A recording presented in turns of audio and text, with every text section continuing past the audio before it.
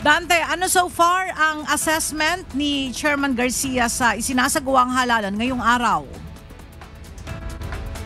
Magandang umaga, Ella. Alam mo, bagamat may mga insidente ng pamamaril, hindi kaagad na nasimulan yung pagboto ng ating mga kababayan. Initial assessment ng COMELEC ay maayos ang botohan ditong 2025 midterm elections. At kanina nga, Ella, ay kasama tayo ay maagang nag-iikot itong si Chairman George Erwin Garcia sa iba't ibang mga polling center, partikular po dito sa Cavite.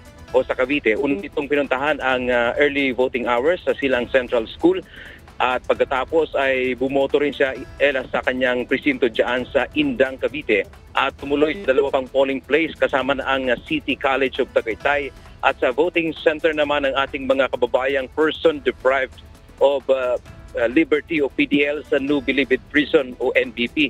At mamayang hapon naman, Ella, ay pupunta ito dyan sa Maynila para naman sa mall voting at saka dediretso siya ng Manila Hotel para sa pag-convene ng National Board of Canvassers o NBOC. Ito ay binubuo ng mga miyembro ng Commission Anpang. Bilang pag-aanda ito, Ella, sa itatransmit naman ng mga election results mula sa mga presinto. Ayon kay Chairman Garcia, mamayang alas 7 ang pagsasaranga ng botohan at pagkatapos nito ay magpiprint lang ng 9 na election returns at itatransmit na ang mga resulta ng botohan.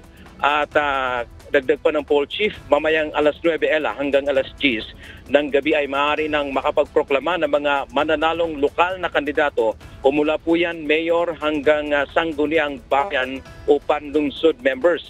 Samantala ang mga mananalo na mga gobernador ay hindi niya aabuti ng Miyerkules.